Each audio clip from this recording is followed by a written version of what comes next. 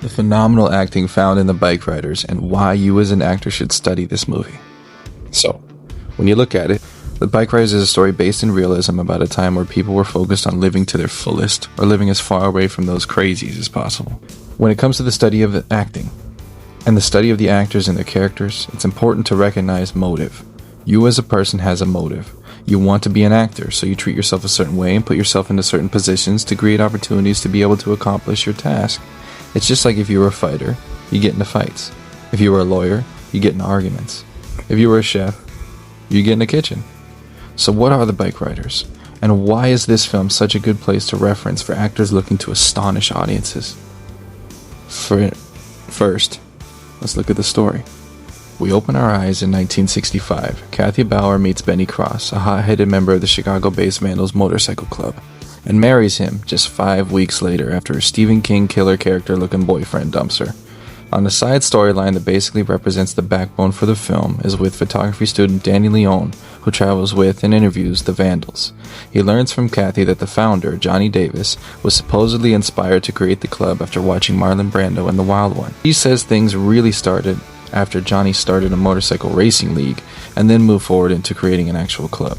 It doesn't take long for Johnny's leadership to be challenged when he rebuffs the Vandal's suggestion that new chapters be allowed to form. They engage in a fist fight, which Johnny wins. He reestablishes his authority but grants permission to expand the club anyway. New chapters begin to form across the Midwest. The big turning point in the film is when Benny is attacked by two men in a bar for wearing his colors. If you don't know what colors are, those are the biker gang logos. You take those off, you no longer represent the gang. You keep those colors on, and now you have to defend that gang from anyone who wants to oppose it. The fight is brutal. Benny gets a blade out of his boot and slashes one of their faces only to take a hit to the back of the head by a shovel to create the coolest title card I've ever seen. Then, while he's on the ground, the guy takes the shovel right to his ankle. His foot is nearly completely severed off. In this moment, Kathy has this amazing monologue about how Benny doesn't cry, that he only ever came close to crying when he thought he could never ride again. It's such a special scene and such an eye-opener for the audience on the character of Benny.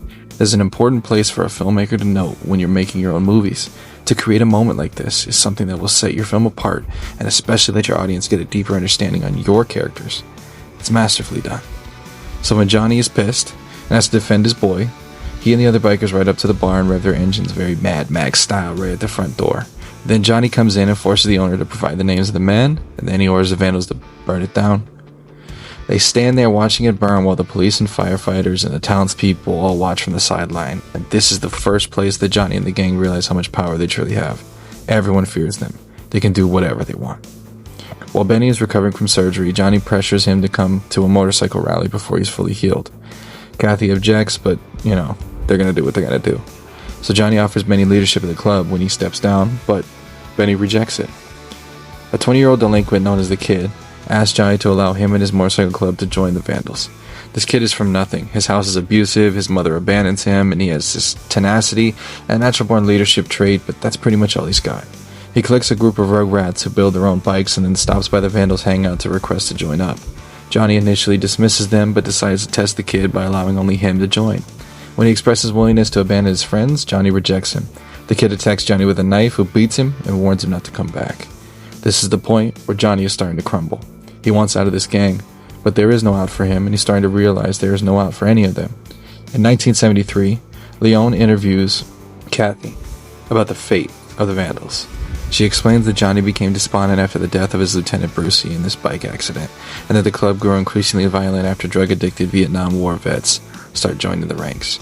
At a party, an original member, Cockroach, is beaten up by the new guys when he drunkenly expresses a desire to leave the club and become a motorcycle cop. Kathy is nearly raped while Benny is busy taking Cockroach to the hospital, but she's narrowly rescued by Johnny. Furious that Benny wasn't at the party to protect her, she demands Benny quit the Vandals. Instead, he leaves her for several days. To allow Cockroach to safely leave the club, Johnny takes Benny to stage a break-in at his house, where they shoot him non-fatally in the leg. When Johnny tells Benny that this is how they get Cockroach out of the gang, he questions this increasing violence and again rejects Johnny's offer of leadership. Benny quits it all and leaves Chicago without telling anyone where he's gone, including Kathy. The Kid, now a member of the Vandals' Milwaukee chapter, comes back for some revenge and challenges Johnny to a knife fight for leadership. This is a great part, a really cinematic piece that stands out. They're in a bar. Johnny is old, is lost, and is clearly just living day by day. The kid comes back and Johnny makes a remark that he got in through somewhere else. The kid challenges him. He asks fists or knives, and the kid says knives. One of the coolest scenes in the whole movie. Then we get to see from Johnny's perspective as he lives out the rest of the day waiting for the fight, feeling like something is going to happen. He's a tough guy, so he doesn't tell anyone, but deep down he knows he's not going to make it. His wife doesn't notice. His kids are out doing whatever. He even goes to Kathy, and she knows something's wrong, but doesn't know how to get out of him. He won't tell anyone. And then he goes to the showdown and waits. The kid is late, but shows up, and it's dark and cold. You can just tell Johnny doesn't want to do it. Tom Hardy plays it so well, though, grabbing one of the biggest knives you've ever seen while wearing those massive brass knuckles. He stalks him in front of the car headlights only to be shot and killed like a dog. The kid takes over. The gang members have nothing else to say. Johnny's dead. Kathy explains to Leon after the kid took over the Vandals, they became a large criminal gang involved in drug trafficking and murder and all kinds of shit. The old members either fell in, or they left to obtain legitimate jobs, or they just died. Benny, though, when he learns of Johnny's death, returns home and breaks down. This is the first time she's seen him actually cry, when he loses a friend. He and Kathy relocate to Florida, where Benny works as a mechanic and has stopped riding motorcycles. Kathy tells Leon that they are happy, and Benny doesn't miss the biker lifestyle. Outside, Benny hears motorcycles nearby and wistfully smiles back at her. So, going character by character, we'll start with Austin Butler. When you start off the film, one of the first characters you run into is Benny. Benny is dashingly handsome and dangerously charming. He has that bad boy no care in the world attitude that you spread your legs for. And what is his motive? Why is he this way? The only thing Benny seems to care about and really want is to be free. We can see this by him not caring how many stoplights he ran through at his first arrest. We can see it in his arguments with Kathy, or even when he talks about him. He even tells Johnny to his face that he won't ask nobody for anything and won't have anyone ask for him for anything either. He doesn't want to have responsibility. But then, if that's his motive, explain the ending. Well, people grow, characters arc, life changes. With the death of Johnny, Benny is forced to face something, which is his reality, which is the loss and the fact that there is beauty in staying and taking responsibility and having those around you that love you and that are there to take care of you. He runs away from the loneliness and from death by himself to be with Kathy and finds a new definition for the word freedom. Then you take Jodie Comer, who plays Kathy. This is a woman who starts off very eccentric and literally wide-eyed. She's a doe surrounded by wolves who don't want to eat her but want to woo her. She finds instant intrigue in the world of Benny, and when she meets Benny, she's willing to take a risk when she's forced into a situation, and thus when Benny sits outside of her house all day and she loses her boyfriend, she chooses to follow and 5 weeks later marries the guy. She is not like the other women. She cares for Benny and Benny only and wants to change him. Her motive is to live happily ever after with Benny. That fantasy over time becomes harder and harder for her to find, and that's reflected in her performance. She's no longer as loud as she once was. Her hair is longer and darker. Her attitude is a little more defeated. She doesn't look around so wide-eyed anymore. In her own words, she becomes numb to it all, and after the attempted rape, she darkens even further.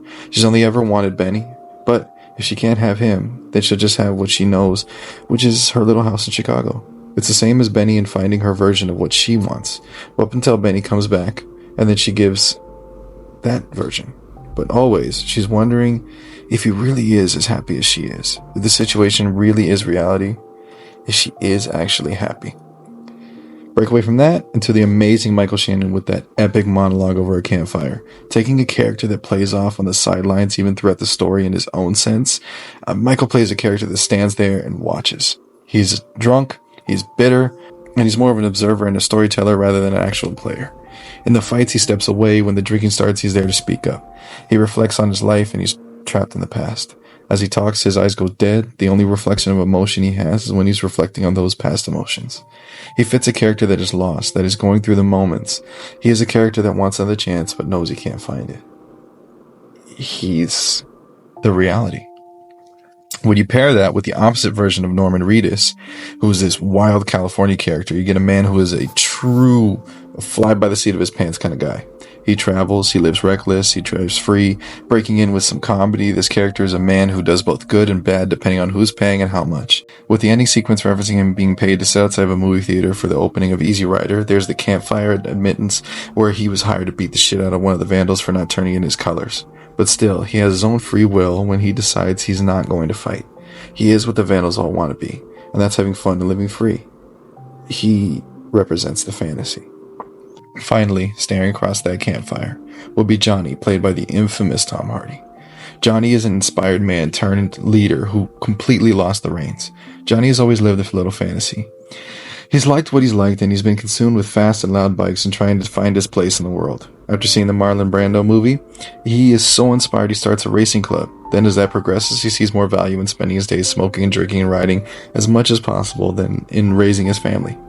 As his story progresses, this will become more apparent as his daughters are all grown up and his wife no longer cares what he does. The Vandals, however, especially at first, respect him and adore him. He gives them everything they want, and as it progresses, they get to expand and become more and more of what they've never even really fantasized of being. This starts to change when things become more criminally motivated. Johnny begins to lose control around the time that the Vietnam veterans enter. He doesn't really do much to control it. He doesn't know how. In Johnny's mind, the club is going to stop around a certain point. They were just going to ride and drink and hang out, and that was it. But then it took a turn that he could no longer control. The Vandals were all over the nation, and there was no stopping the expansion. So Johnny began to admit that he was tired, and he was stressed, and he was no longer fit for this. So he turns to Benny. The problem was that Benny had always been what Johnny wanted to be. Johnny was tough, but not really Benny tough. At the point where Benny started the fight with the rival gang, Johnny had been so intrigued he decided he wanted Benny to take over the Vandals. But when Benny declined it, and things start really getting out of hand, Johnny had nowhere else to turn. He was stuck with his monster that made him sick. When the new blood first came to show their bikes, he made that statement by saying that the kid would take the mantle in a heartbeat. He tested the kid who failed and reminded him of how bad things have gotten. With the death of his advisor and a friend, he felt even more alone and reflected that in his appearance, Johnny no longer stood with a straight back. Now he was hunched over and smoking profusely and talking quieter. When Kathy was almost raped, he didn't know what to do. He didn't know how to fix it, and was just glad he had stopped it. And when Cockroach needed to get out, Johnny had finally fully admitted that he'd bitten off way more than he could chew. It was the end for him. He'd outlived his welcome, but he couldn't leave, and he hadn't died. It was that day that he had to fight the kid that he'd known things were going to go wrong. He could feel it, but he couldn't tell anyone. He didn't have anyone close enough to him anymore to confide in. He just had to deal with it. And in his death, he stared wide-eyed, knowing the bus was coming, but being totally unable to get out of the way of it. These performances strike from their motives and their adapting pieces. Benny and his freedom, Kathy and her happily ever after, Johnny and his riding club of badass personalities. When taking on your performance, it's important to look at the full scope of the character like this. See where they start and why they start. Then where they go and why they went there. And then finally where they end up and why it ended that way. And also what the reaction to the end is. Is it what they wanted? Is it what they expected? This is why you should watch and study the performances of the Bike Rider.